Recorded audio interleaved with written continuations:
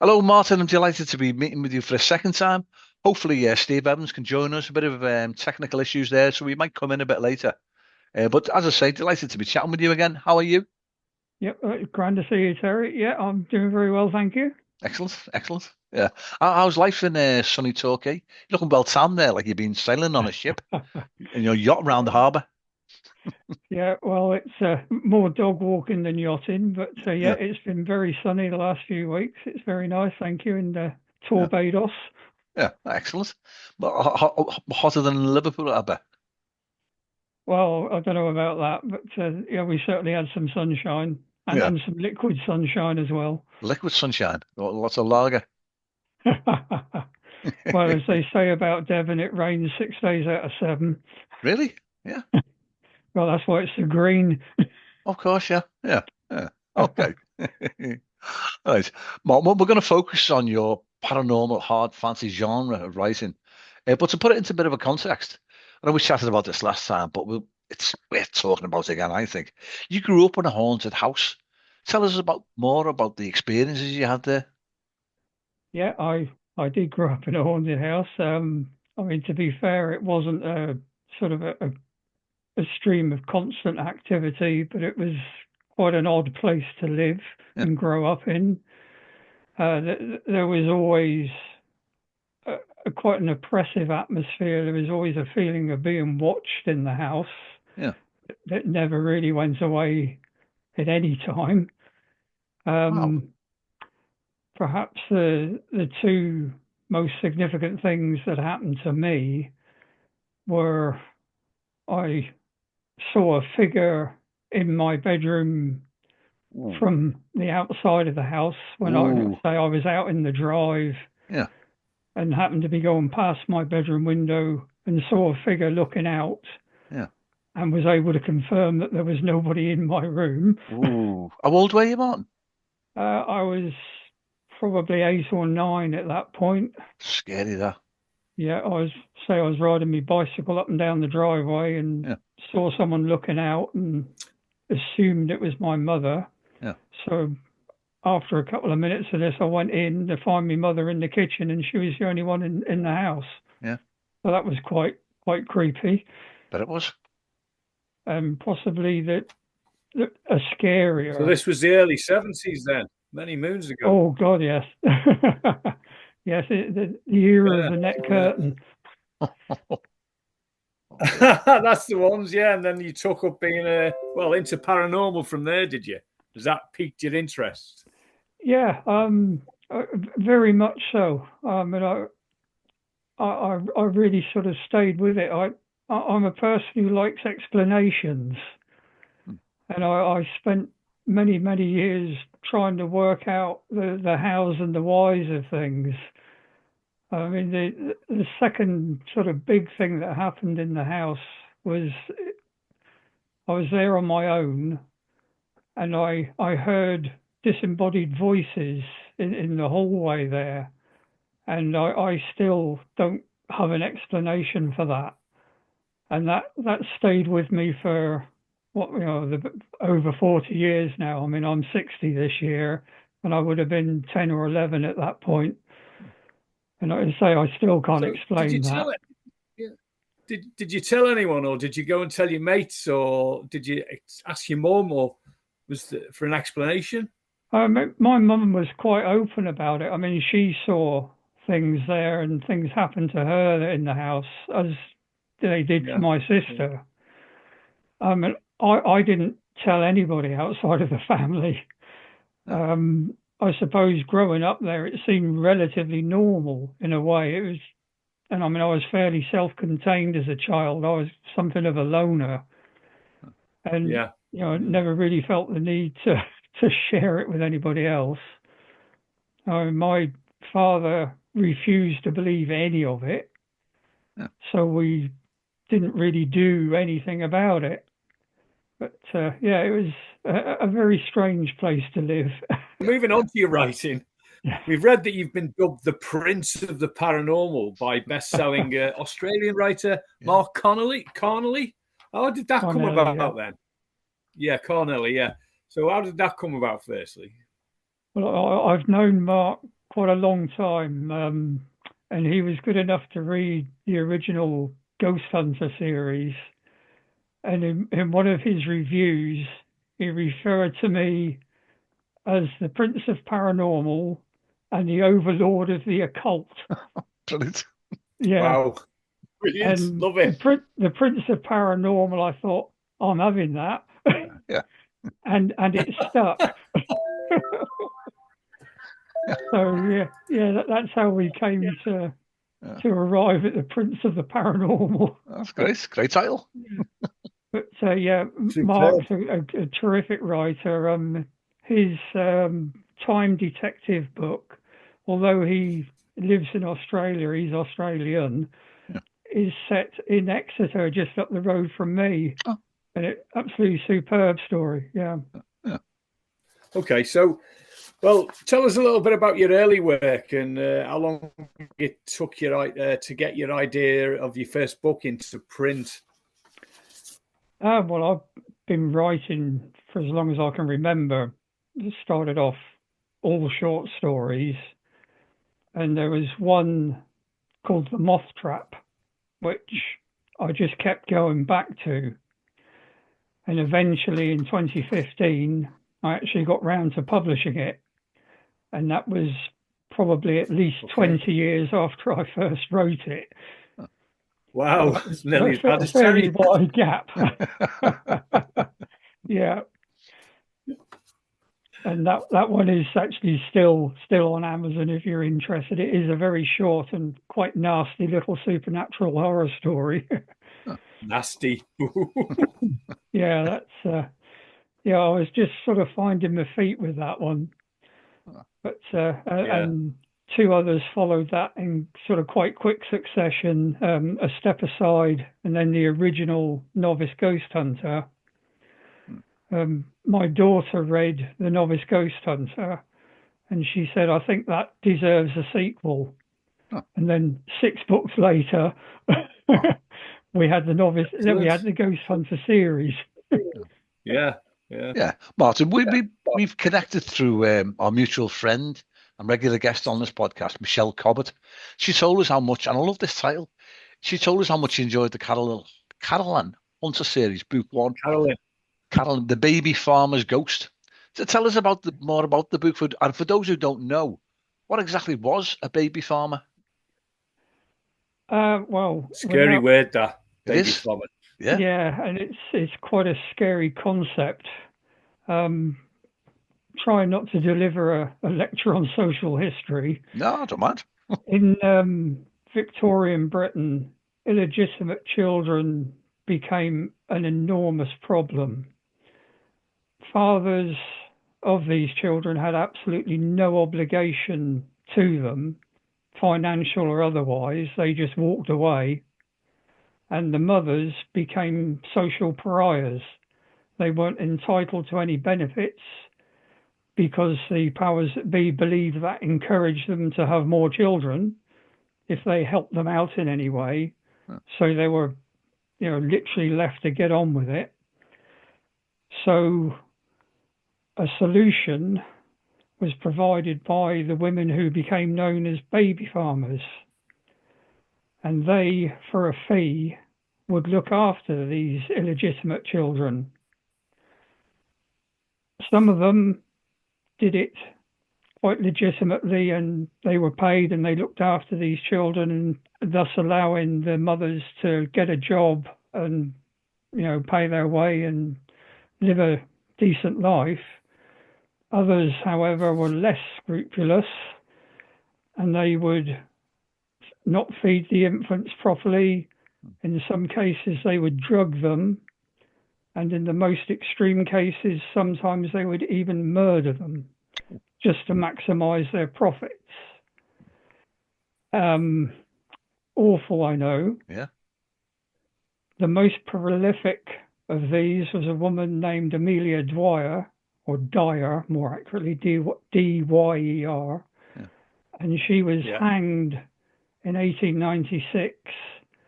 And although it was never confirmed, it was believed that she murdered up to 400 babies. Still. in this baby farming practice. The second most notorious was a lady called Charlotte Windsor, who lived about a mile from where I live now. And she was, well, sentenced to life imprisonment in 1865. She escaped execution on a technicality, and it was never established how many children she killed.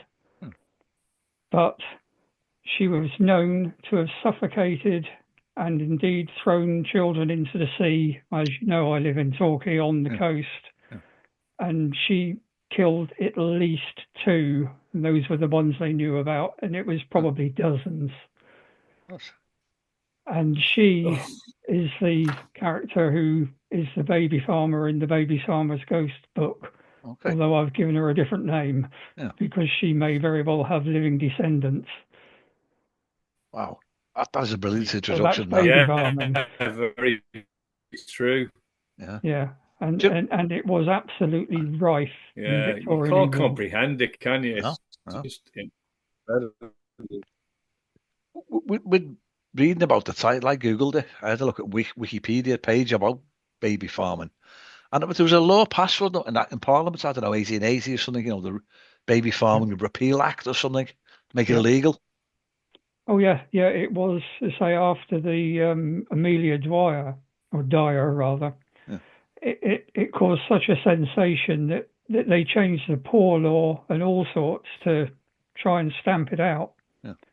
It was an absolute scandal. Do you think the child benefits, since then has had an influence? I know currently there's a 2 baby cap, isn't there, on child benefit, which is criticised, putting people into poverty. I was when child benefit came into being, just to help parents bring up the children, the costs. Oh yeah, there was massive social change sort of into the 19th century, and a lot of it was because of. I mean, at that point, there was so little help for single mothers, if you like, and there was such a stigma attached to illegitimate children, particularly from a religious perspective, that anyone with an illegitimate child was. And say they became a literal pariah. Okay, well, talking about most of your books, I think you've published as an indie, haven't you? So do you do all your own formatting, editing, cover designs, all that? So you must be pretty much full-time writing if you are doing all that, or have you got someone to do it for you? Or no, I've been a full-time author since 2015. I've been very lucky to be able to do that as well. I believe that as an indie, you have to offer a product that's at least equal to what a traditional publisher can produce. You've got to be able to, bring a quality product to the table.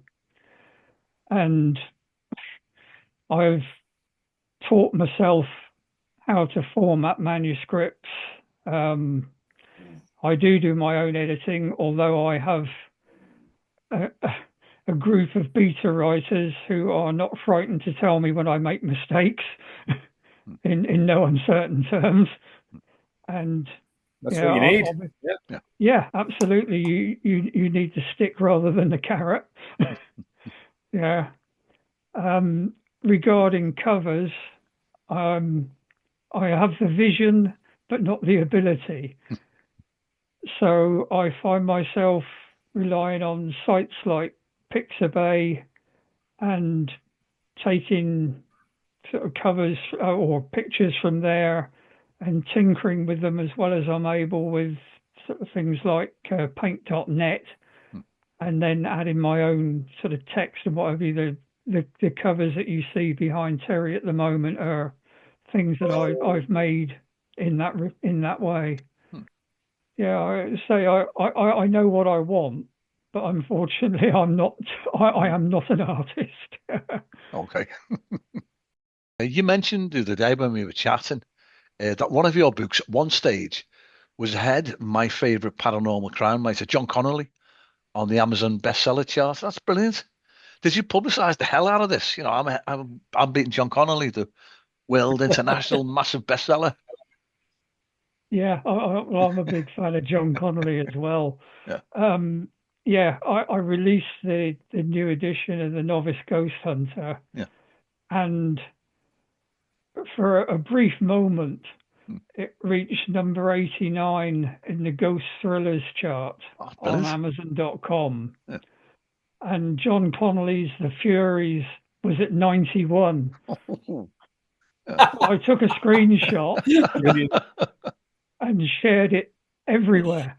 Yeah. This is the .com one as well, the American one, not just Yeah, the it UK was one. on .com, Wow, yeah. that is brilliant.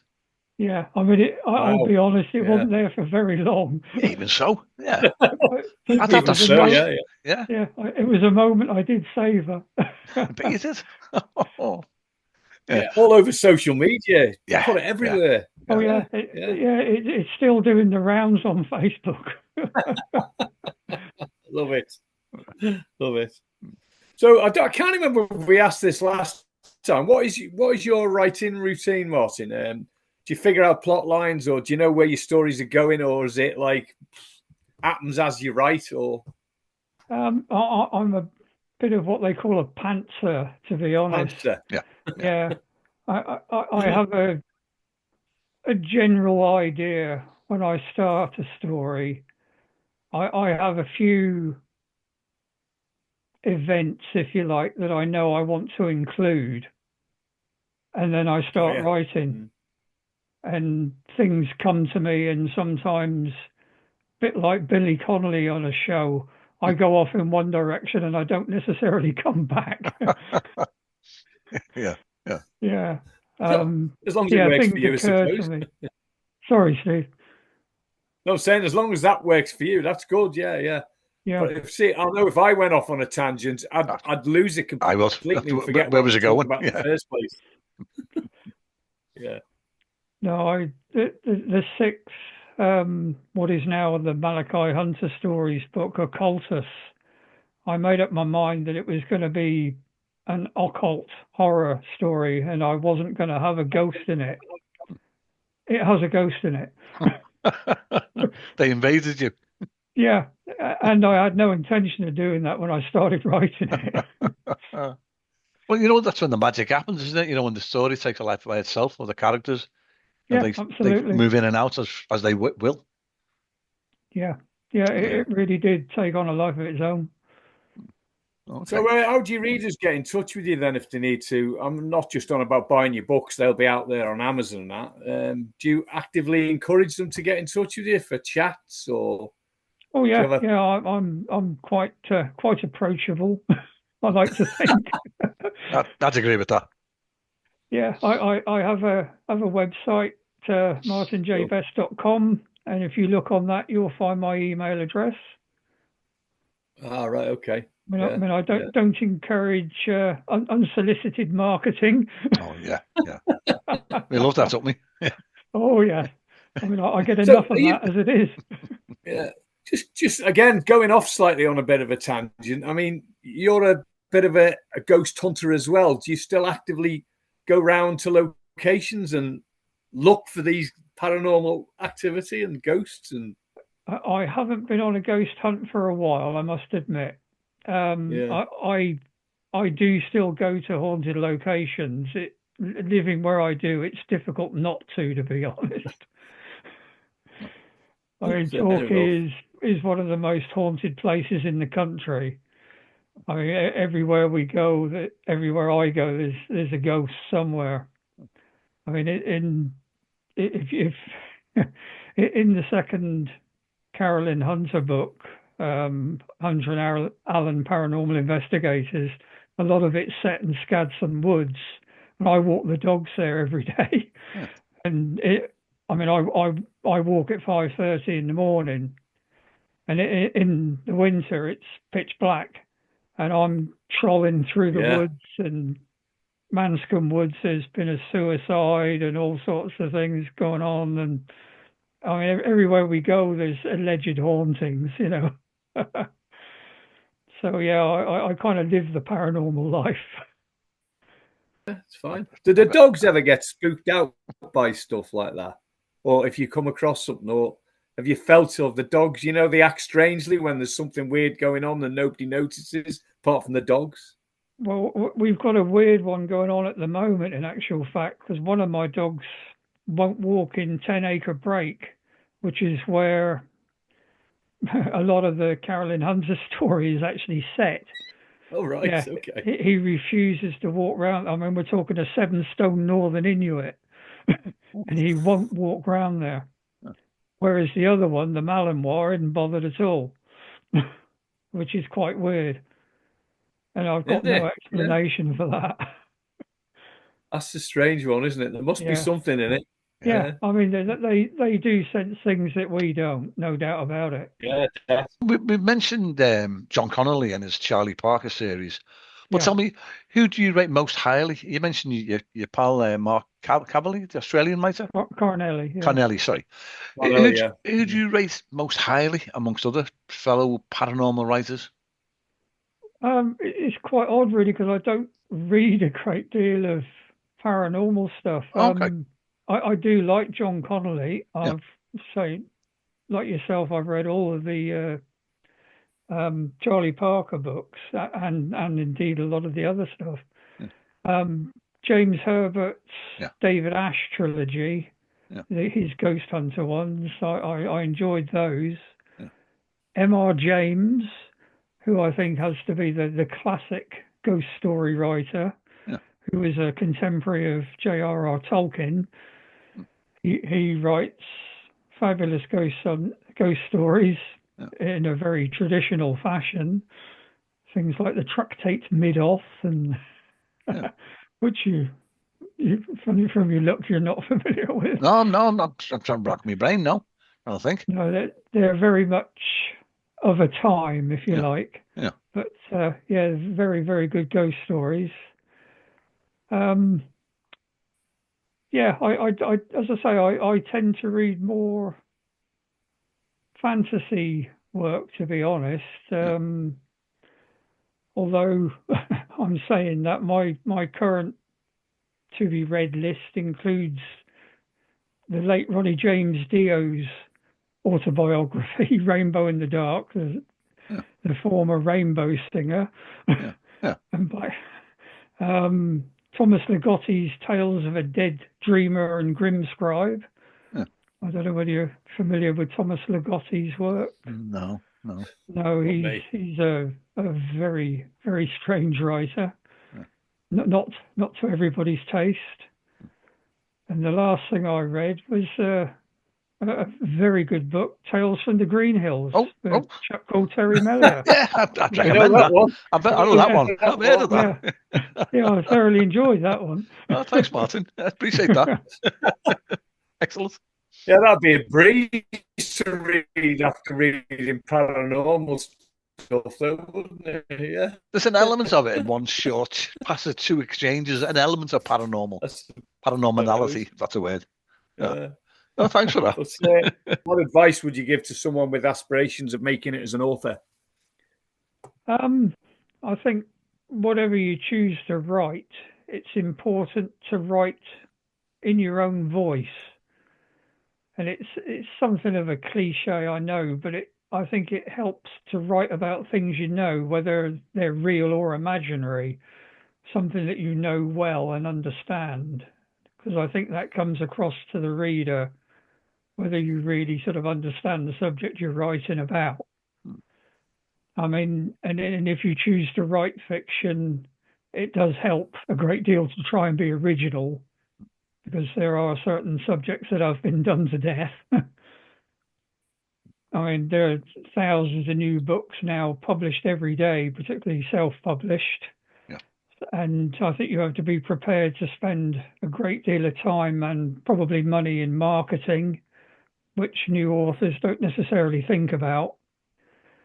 And ultimately, it's a long game, so persistence and patience, I think, are probably the watchwords. Yeah, makes sense, I suppose. Yeah, you have got to think of a lot of stuff like that when you're writing, and first time authors don't think about how they're publicising it and what they're going to do. So it's a good point, yeah.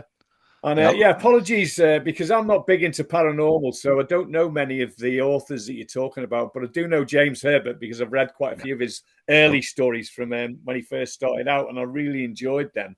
I don't know if you remember The Fluke. Oh, yes. Yeah. Rats as well. And books like that. Yeah.